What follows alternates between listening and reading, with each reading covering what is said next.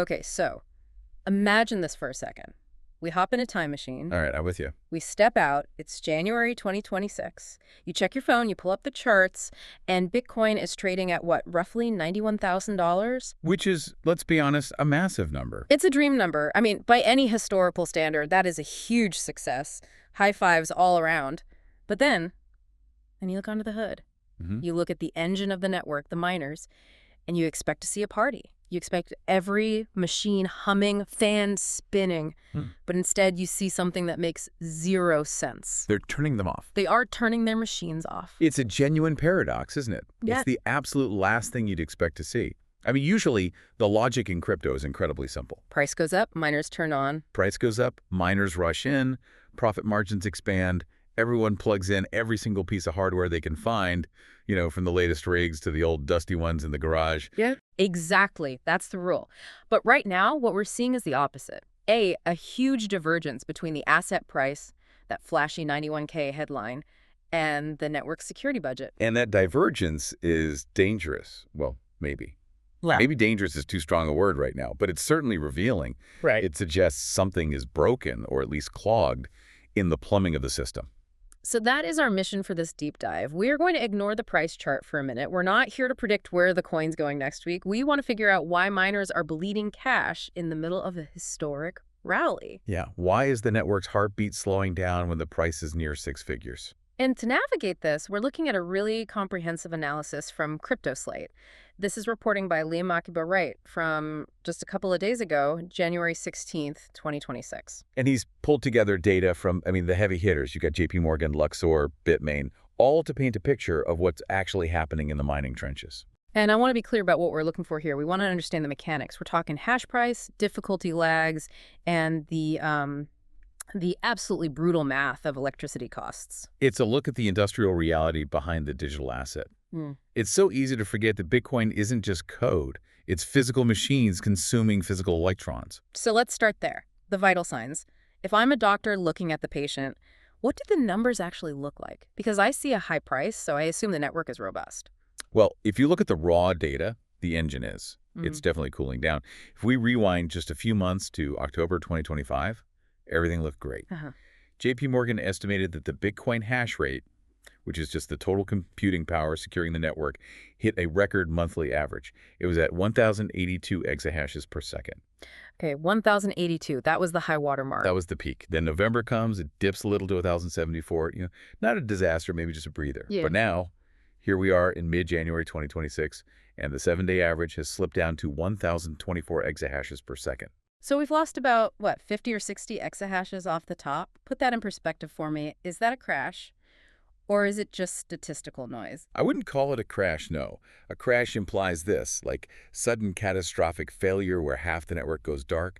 This is more like an engine sputtering. It's turbulence. Okay. If you look at the daily estimates since late December, it's incredibly choppy. We're seeing swings above and below that 1,000 exahash mark constantly. And that choppiness, that tells a story, doesn't it? It's not just random. It tells a very specific story. It tells us that this isn't smooth expansion where everyone is confident. This volatility. It means miners are cycling their uptime, they're turning machines on when conditions are perfect, and then immediately shutting them down when they aren't. It's like a driver who keeps tapping the brakes on the highway. You aren't stopped, but you're definitely not cruising. You see something up ahead that makes you nervous. That's a perfect analogy. Yeah. The network is operating, but as Akiba puts it in the source material, it's operating on the verge of curtailing. It's hesitant. It's waiting for a signal.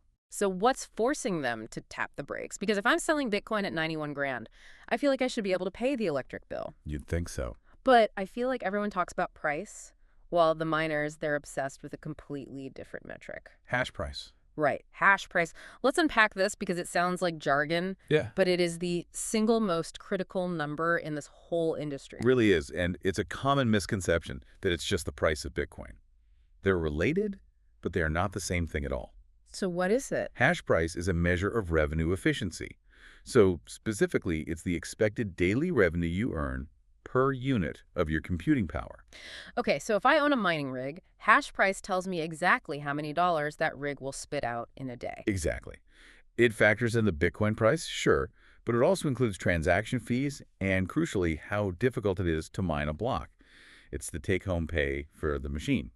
And here's the squeeze. Uh-huh. According to Luxor's update from January 12th, the hash price dropped from $40.23 down to $39.53 per petahash per day. So under $40, is that low? Because $40 sounds... It is dangerously low. Right. That $39 to $40 range is widely seen as the danger zone, the pain threshold. For a lot of miners, that's the break-even line. Wow.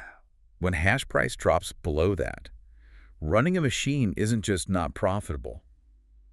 You're literally burning money. You pay more for electricity than you earn in Bitcoin. That is a terrifying margin. You're basically paying a fee to work.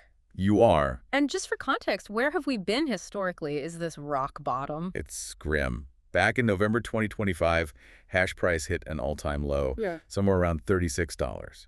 So we're sitting slightly above that absolute bottom, but barely. We're talking a difference of $3. We are dancing on the edge of the cliff. And the forward market, what people are betting hash price will be over the next 6 months, is pricing it even lower, around $38.19. So the market expects the pain to get worse, not better. That's the consensus. And that expectation is what's driving this shutdown behavior.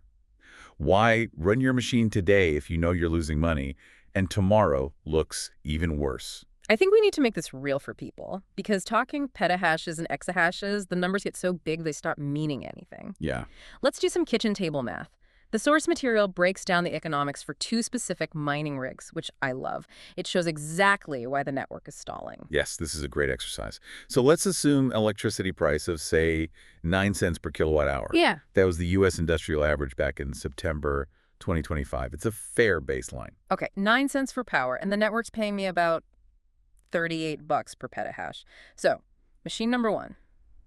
The Antminer S19J Pro. Now, for listeners, this isn't some ancient piece of tech, right? No, absolutely not. The S19J Pro was the workhorse of the industry for a long time. There are warehouses full of these things. It runs at about 92 terahashes per second. Okay, so if I run this thing full blast for 24 hours, it generates about $3.51 in revenue. $3.51. But the electricity bill for that same 24 hours is roughly $5.88. Which means every single day that machine is plugged in, you are losing over $2. You're handing the power company $2 for the privilege of running a computer that gives you nothing back. Well, it gives you heat and noise. Right. So obviously you unplug that. That explains the hash rate drop. But what about the new stuff? The cutting edge? Surely that's profitable. Okay, let's look at the S21. This is the newer model. It's a beast. It's over double the power, 200 terahashes, and it's much more energy efficient. Squeezes more math out of every electron. All right, let's run those numbers.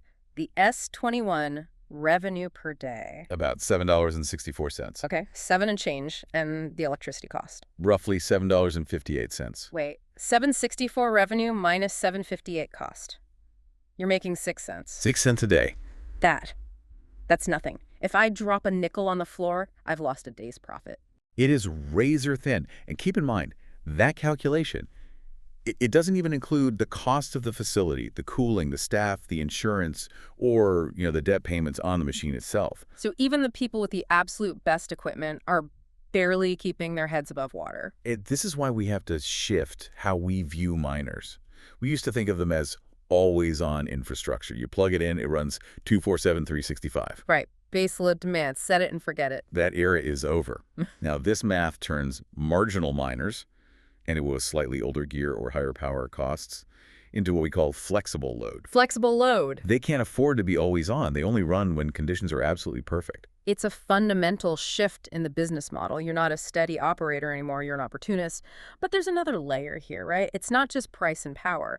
There's this mechanism, the difficulty adjustment, that seems to be causing some serious headaches. Yes, this is what the source calls network whiplash. I love that term, network whiplash. It sounds painful. It is. So to understand it, you have to remember Bitcoin has this self-correcting mechanism. Roughly every 2 weeks, or 2016 blocks, the network looks at how fast blocks are being found and adjusts how hard the math problems are. Simple enough. It's like a thermostat. Keeps the train running on time. A block every 10 minutes, on average. In theory, yes. But the problem is the lag. The thermostat only checks the temperature every 2 weeks. So let's look at late October 2025. The price was good, miners turned on their machines, and because of that, the difficulty spiked by over 6% to an all-time high. Okay, difficulty goes up because everyone joined the party. That makes sense. Right. But then, almost immediately after that adjustment, the revenue crashed. Prices or fees dropped. But the miners were stuck with that incredibly high difficulty for the next 2 weeks. Ouch. So the revenue drops, but the work you have to do stays at an all-time high until the next adjustment. Exactly. It crushed their margins. They were doing the hardest work possible for less money. So what do they do? They turn off. They have no choice. They turn off.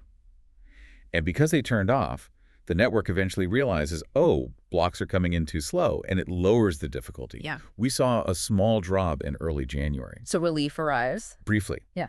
But because the difficulty dropped, it became profitable again for a moment. So miners turned back on. And now the projections for the January 22nd adjustment suggest it's going to bounce right back up again. Hence the whiplash. Exactly. Price goes up, miners turn on, difficulty spikes, margins get crushed, miners turn off, and then you wait 2 weeks for relief. Yeah. It is a brutal cycle. You're constantly reacting to a signal that's 2 weeks old. It's like trying to drive a car by only looking in the rearview mirror. And this is all happening at $91,000. Incredible. So revenue squeeze, difficulty whiplash. Now let's talk about the one thing they have to pay in hard cash. Electricity. The energy battlefield. Yeah. This is where the winners and losers are really being sorted out. The source breaks this down by efficiency tiers. I found this fascinating. It really shows the class divide in mining. It is a class divide. So Luxor categorizes fleets by how much energy they use. The most efficient fleets, those under 19 joules per terahash, have an implied revenue of about $97 per megawatt hour. Okay, $97 revenue for every megawatt hour they burn. Keep that number. Then you have the mid-tier fleets. These machines consume between 25 and 38 joules per terahash. Their implied revenue drops drastically to about $51 per megawatt hour. So if you're a mid-tier miner, you're earning $51 for every megawatt hour of juice. Now, $1 million question, how much does that juice cost? Well, that depends entirely on where you are. In the U.S., wholesale prices in early 2025 were averaging around $48 per megawatt hour. Whoa, so you earn 51 and you pay 48. Yeah. You're making $3. So you're surviving, but barely. One heat wave and you're done.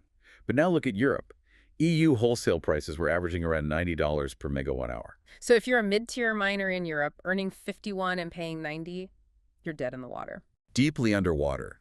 Unless, and this is a fascinating twist, you can take advantage of volatility. The source mentions that in places like Germany, the Netherlands, Spain, electricity prices actually went negative about 8 or 9% of the time in early 2025. Negative pricing, where the grid pays you to take power? Correct. When there's too much wind or solar and not enough demand, the price inverts. This is a huge benefit for miners who can turn on instantly to soak up that excess power. So the strategy isn't run Tune Horny 7, it's hibernate and wait for the wind to blow. It's a scavenger model. You're turned off 90% of the time, but you make a killing during that 10%. That is such a wild dynamic. But speaking of fierce competition, we have to talk about Texas. Texas is the capital of Bitcoin mining, right? It has been the mecca, yes, but the landscape there is changing fast. There's a policy wildcard now called Senate Bill 6.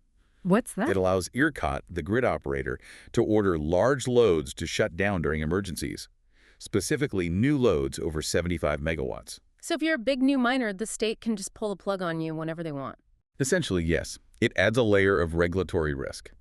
But honestly, the bigger threat in Texas might not even be the government. What is it? It might be artificial intelligence. Ah, the data centers. The source points out that ERCOT's load request pipeline, the waiting list for new power connections, is over 230 gigawatts. That is an enormous amount of power. Okay. And 70% of that queue is tied to data centers, likely for AI. 70%. So miners are fighting for grid access against Microsoft, Google, OpenAI companies with infinitely deeper pockets. That is the implication. Miners are in a race for what the industry calls good electrons, cheap, stable power contracts. But AI data centers want those same electrons, and they can often afford to pay more. So regulatory risk is rising, and the most powerful tech companies on Earth are trying to buy up all the available power. It creates a supply shock for the miners. If you didn't lock in your power contract 2 years ago, you are in serious trouble. This really paints a picture of a perfect storm. Let's just recap this, because when you stack it all up, it is intense. It really is.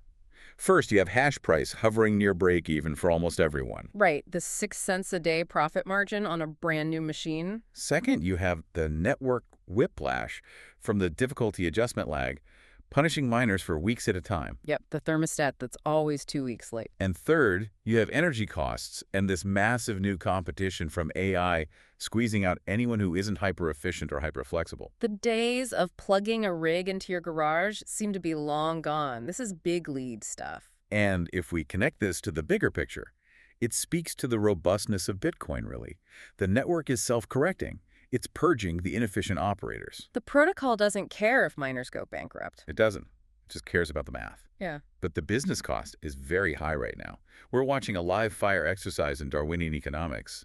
Only the fittest survive. It really is survival of the fittest. Yeah. And that brings us to the end of this deep dive. But I want to leave you with a thought to mull over. What's on your mind? Well, we just established that the economics right now only support the massive industrial giants with the newest machines and the cheapest power contracts. If all the little guys, and even the mid-sized guys, are getting priced out, are we moving to a future where Bitcoin mining is purely a game for corporate monopolies? It's a valid fear. And if so, what happens to that dream of decentralization if the only people who can afford to secure the network are the ones with the deepest pockets? Does Bitcoin just become another asset owned by the energy giants? That is the multi-billion-dollar question. And frankly, looking at these numbers, I'm not sure we have the answer yet. Something to think about. Thanks for listening to The Deep Dive. We'll see you next time.